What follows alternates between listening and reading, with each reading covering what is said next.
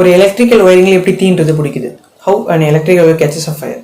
So நம்ம daily லைஃப்பில் நிறைய நியூஸ் கேள்விப்பட்டிருப்போம். லைக் வந்து வீட்டில் எலக்ட்ரிக்கல் ஒயரிங்னால தீ பிடிச்சி அந்த வீடு ஃபுல்லாக தீ பரவிடுச்சு அப்படின்னு சொல்லிட்டு. ஸோ இந்த மாதிரி விஷயம்லாம் எப்படி நடக்குது, ஸோ வித் ப்ராக்டிகல் எக்ஸ்பிளனேஷன் அதை பற்றி இந்த வீடியோவில் பார்ப்போம். ஸோ வீடியோவில் பொறுத்தவரைக்கும் guys, this is Dinesh, welcome to our channel Tamil edutech. So electrical ஒயரிங்கில் தீன்றது எப்படி பிடிக்குது? ஸோ அதுக்கு பின்னில் நிறைய ரீசன்ஸ் இருக்குது. லைக் வந்து ஷார்ட் சர்க்யூட் ஆச்சுன்னா தீன்றது பிடிக்கும். லைக் ஷார்ட் சர்க்யூட்னா என்னென்னா ஃபேஸும் நியூட்ரலும் எப்போ வந்து கான்டாக்டில் வருதோ அப்போ வந்து ஷார்ட் சர்க்யூட் அப்படின்றது ஆகும். ஸோ அந்த இடத்துல ஒரு எம்சிபியோ இல்லை வந்து சர்க்யூட்டை டிஸ்கனெக்ட் பண்ணுறதுக்கு ஒரு ஃபியூஸோ இல்லை அப்படின்னும் போது அந்த இடத்துல வந்து தீ பிடிக்கிறதுக்கான சான்ஸ் ரொம்ப அதிகம். ஸோ ரெண்டாவது விஷயம் என்ன அப்படின்னு பார்த்தோன்னா, கரெக்டான ஒயர் சூஸ் பண்ணாததுனால தீன்றது பிடிக்கும். ஸோ இதை பற்றி தான் நம்ம வித் ப்ராக்டிகல் எக்ஸ்பிளனேஷனோட பார்க்க போகிறோம். ஸோ ஒரு லோடு இருக்குன்னா அந்த லோடுக்கு தேவையான கரண்ட்டை டெலிவரி பண்ணக்கூடிய அளவுக்கு நம்ம வந்து ஒயரிங்கை சூஸ் பண்ணல அப்படின்னும் போது அந்த இடத்துல வந்து தீ பிடிக்கிறதுக்கான வாய்ப்பு ரொம்ப அதிகம். ஸோ எக்ஸாம்பிளுக்கு என்னென்னு பார்த்தோன்னா, ஒரு ஏசி இருக்குன்னு வச்சுக்கோங்க. ஸோ அந்த ஏசி வந்து ஒரு 6 amps கரண்ட்டு எடுக்கும். ஸோ அந்த 6 amps கரண்ட் இருக்கக்கூடிய அந்த ஏசிக்கு நம்ம வந்து ஒரு 4 amps கரண்ட் டெலிவர் பண்ணக்கூடிய அளவுக்கு இருக்கிற ஒரு ஒயரை போட்டோம் அப்படின்னும் போது அந்த இடத்துல என்ன ஆகும்னா, அந்த ஒயரிங் அந்த ஏசி வந்து 6 amps வந்து எடுக்க ட்ரை பண்ணும். ஸோ அந்த ஒயர் மூலியமாக. ஸோ அந்த ஒயரில் ஃப்ளோ ஆஃப் எலக்ட்ரான்ஸ் ரொம்ப அதிகமாக இருக்கும். ஸோ எலக்ட்ரான்ஸ், ஸோ கரண்ட்னா என்ன, ஃப்ளோ ஆஃப் எலக்ட்ரான்ஸ். ஸோ அது அதிகமாக இருக்கும்போது அதனால தாங்க முடியாமல் ஹீட் ஆகும். ஸோ அந்த உள்ளே இருக்கிற அந்த காப்பர் ஹீட் ஆனோடனே மேலே இருக்கிற இன்சுலேஷன் வந்து ஒரு கிட்டத்தட்ட ஒரு பிளாஸ்டிக் மாதிரி தான். ஸோ அதுவும் ஈஸியாக வந்து பற்றிக்கும். ஸோ அது பற்றிக்கினோடனே பக்கத்தில் இருக்கிற ஒயர் பற்றிக்கிட்டு ஸோ அது வந்து ஒரு பெரிய ஃபயராக மாறதுக்கான சான்ஸ் இருக்குது. ஸோ இதை பற்றி ப்ராக்டிக்கல் எக்ஸ்பிளனேஷனை இப்போ பார்த்துட்டு வாங்க. நம்மக்கிட்ட இங்கே ஒரு அயன் பாக்ஸ் இருக்குது. இது கிட்டத்தட்ட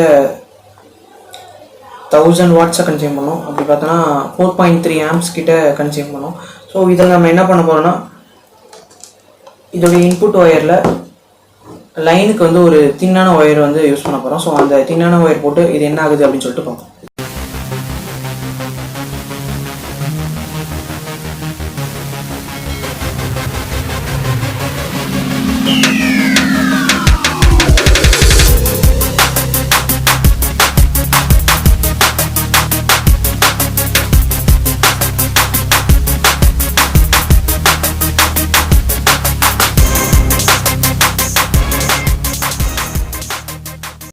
ஸோ இங்கே நம்ம ஃபிக்ஸ் பண்ணிட்டோம். என்ன பண்ணியிருக்கேன்னா, ஒன்றில் இதோட லைன் ஒயரில் வந்து தின்னான ஒயர் போட்டு கொடுத்துருக்கேன். நியூட்ரல் டைரெக்டாக ஒரு திக் ஒயரை தான் கொடுத்துருக்கேன். ஸோ அதுவும் தின் ஒயரில் கொடுக்கலாம், எந்த ப்ராப்ளமும் கிடையாது. ஸோ அதாவது லைன் நியூட்ரல் எதுக்கு இருக்குன்னு பார்த்தோம்னா, லைன் வழியாக கரண்ட்டு போயிட்டு இந்த டிவைஸை ஒர்க் பண்ண வச்சுட்டு மறுபடியும் அந்த கரண்ட் ரிட்டர்னில் எதோ வரும்னு பார்த்தீங்கன்னா நியூட்ரல் வழியாக வரும். ஸோ அந்த ஒயர்லேயும் நம்ம வந்து தின் ஒயர் போட்டோம்னா கண்டிப்பாக இந்த ப்ராசஸ் ஒர்க் ஆகும். ஸோ இப்போ நம்ம இதை டர்ன் ஆன் பண்ணி இது என்ன ஆகுது அப்படின்னு சொல்லிட்டு பார்க்கலாம். ஸோ நம்ம இதை இப்போ ஆன் பண்ணி என்ன ஆகுது அப்படின்றத பார்ப்போம்.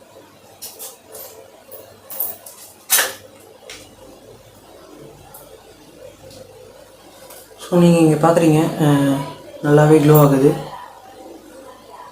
ஸோ அயன் பாக்ஸ் ஒர்க் ஆகுது. ஸோ இப்போ நம்ம என்ன பண்ண போகிறோம் அப்படின்னு பார்த்தீங்கன்னா, அந்த ஒயரை ரீப்ளேஸ் பண்ணிட்டு அதோட இன்னும் தின்னாக இருக்கிற ஒயரை யூஸ் பண்ண போகிறோம்.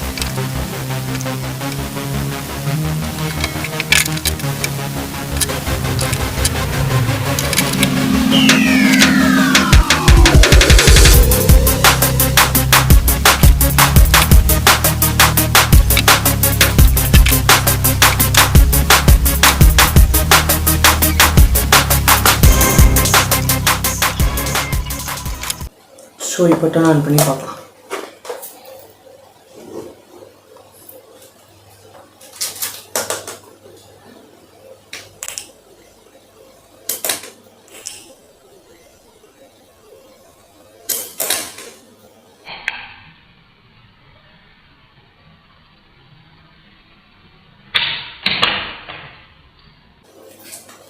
ஸோ பார்த்துருப்பீங்க.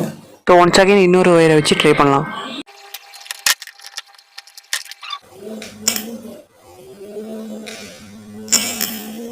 ஸோ நீங்கள் பார்த்துருப்பீங்க, ஒயர் நல்லா பேர்ன் ஆகிருக்கும். ஸோ அந்த மாதிரி பேர்ன் ஆகும்போது பக்கத்தில் இருக்கிற ஒயரை ஈஸியாக ஃபயரை கேட்ச் பண்ணி அதை வந்து அந்த மாதிரி பெரிய ஆக்சிடென்ட்லாம் நடக்க வாய்ப்பு இருக்குது. ஸோ அது எப்படி ஆச்சு அப்படின்னு பார்த்தோன்னா, நம்ம அயன் பாக்ஸ் வந்து ரொம்ப அதிகமான கரண்ட்டில், அதாவது கிட்டத்தட்ட 4 amps அப்படின்றத வந்து கன்சியூம் பண்ணோம். ஸோ அந்த இடத்துல வந்து 4 amps டெலிவர் பண்ணக்கூடிய லெவலில் அந்த ஒயர் கிடையாது. ஸோ அந்த ஒயரோட கெப்பாசிட்டி கிட்டத்தட்ட ஒரு 1 amps 2 amps தான் இருக்கும். ஸோ அந்த இடத்துல 4 amps கொடுக்கும்போது என்ன ஆகுதுன்னு பார்த்தோன்னா, அந்த ஒயர்னால தாங்க முடியாமல் அது ஹீட் ஆகி ஃபயர்ன்றதை க்ரியேட் பண்ணுது. ஸோ அது மட்டும் தான் ப்ராப்ளம் ஆகுமா அப்படின்னு கேட்டிங்கன்னா கிடையாது. ஸோ இன்னொரு விஷயமும் இருக்குது. நம்ம கரெக்டான ஒயரை யூஸ் பண்ணாலும் கூட சம்டைம்ஸ் நம்ம என்ன பண்ணுவோம், ஒயரை ஸ்ட்ரிப் பண்ணும்போது அந்த ஒரு சில காப்பர் லீட்ஸை வந்து நம்ம சேர்த்து ஸ்ட்ரிப் பண்ணுறோம். ஸோ எப்படின்னு பார்த்தோம்னா, இப்போ நம்ம ஒயர் நமக்கு தேவைப்படுது, ஸோ இதுக்கும் நம்ம ஸ்ட்ரிப் பண்ணுறோம்னு வச்சுக்கோங்க. ஸோ அப்படி ஸ்ட்ரிப் பண்ணும்போது என்ன பண்ணோம்னா, நம்ம அதோடைய இன்சுலேஷன் தான் ரிமூவ் பண்ணுவோம். இன்சுலேஷன் ரிமூவ் பண்ணும்போது காப்பர் ஒயரோட சேர்த்து ரிமூவ் பண்ணிடுறது. ஸோ உங்களுக்கு இப்போ பார்த்தா தெரியும். ஸோ இங்கே வந்து கொஞ்சம் ஒயர் வந்து கட் ஆகியிருக்கு, மீதி இருக்கிற ஒயர் தான் வந்து வெளியில் வருது. ஸோ அப்படி பண்ணும்போது என்ன ஆகும்னா, அந்த இடத்துல மட்டும் அந்த கரண்ட் ரேட்டிங் வந்து டிஃபர் ஆகும். ஸோ ஃபார் எக்ஸாம்பிள் இந்த ஒயர் வந்து கிட்டத்தட்ட ஒரு 5 amps டெலிவர் பண்ணக்கூடிய ஒயராக இருந்துச்சுன்னு வச்சுக்கோங்களேன். நான் இங்கே ஸ்ட்ரிப் பண்ணதுனால காப்பரையும் சேர்த்து ஸ்ட்ரிப் பண்ணிட்டேன். ஸோ அப்படி இருக்கும்போது நம்ம வந்து 5 amps இந்த இடத்துல கொடுத்தோம் அப்படின்னா என்ன ஆகும் அப்படின்னு பார்த்தீங்கன்னா, இந்த இடத்துல மட்டும் ஒரு 3 amps தான் வந்து போகும். அதுக்கு மேலே கொடுத்தோம்னா இந்த இடத்துலயும் வந்து ஃபயர் கேட்ச் பண்ணுறதுக்கான வாய்ப்பு இருக்குது. ஸோ நம்ம கரெக்டான கரண்ட் ரேட்டிங் இருக்க ஒயர் யூஸ் பண்ணாலும் கூட இந்த மாதிரி ஸ்ட்ரிப்பிங்கில் ஏதாவது தப்பு பண்ணிட்டோம் அப்படின்னும் போது இந்த இடத்துல மட்டும் ஃபயர் கேட்ச் ஆகும் அந்த டைமில். ஸோ அப்படி இந்த இடத்துல மட்டும் கேட்ச் ஆச்சு அப்படின்னும் போது அதுவும் வந்து ஒரு பெரிய ஆக்சிடென்ட்க்கு லீட் பண்ணும். ஸோ இப்படி தான் வந்து ஒரு ஒயரில் வந்து ஃபயர்ன்றது கேட்ச் ஆகுது. ஸோ இதை நம்ம தெரிஞ்சுப்போம். ஸோ எந்தெந்த விஷயத்துக்கு எந்தெந்த ஒயர் யூஸ் பண்ணன்றதை தெரிஞ்சுப்போம். ஸோ ஃபார் எக்ஸாம்பிள் ஒரு ஏசினா அதுக்கு வந்து இவ்வளோ இந்த டைமீட்டர் தான் வந்து யூஸ் பண்ணணும். ஸோ அந்த மாதிரி எல்லாமே தெரிஞ்சுக்கிட்டோம் அப்படின்னும் போது நமக்கு எந்தவித ப்ராப்ளம் வரதுக்கான, அதாவது ஃபியூச்சரில் எந்தவித ப்ராப்ளம் வரதுக்கான சான்சஸ் கண்டிப்பாக இருக்கவே இருக்காது. கைஸ் வீடியோ பிடிச்சுன்னு நினைக்கிறேன். ஸோ வீடியோ பிடிச்சிருந்தா லைக் பண்ணுங்க, வீடியோ பிடிக்கலாம் டிஸ்லைக் பண்ணுங்க. ஸோ நீங்கள் டிஸ்லைக் பண்ணால் தான் தெரியும் வீடியோ கண்டென்ட் அண்ட் குவாலிட்டி சொல்லி சொல்கிறாங்க. Right to improve from my side guys. Then சில வந்து நான் இதை தப்பாக சொன்னால் அதை வந்து கமெண்ட் செக்ஷனில் சொல்லுங்கள். உங்களுக்கு ஏதாவது டவுட்ஸ் இருந்துச்சுன்னா அதையும் கமெண்ட் செக்ஷனில் சொல்லுங்கள். அதை பார்த்துட்டு நான் அதுக்கு தனியாக வீடியோ அப்லோட் பண்ண ட்ரை பண்ணுறேன். Guys be safe, bye.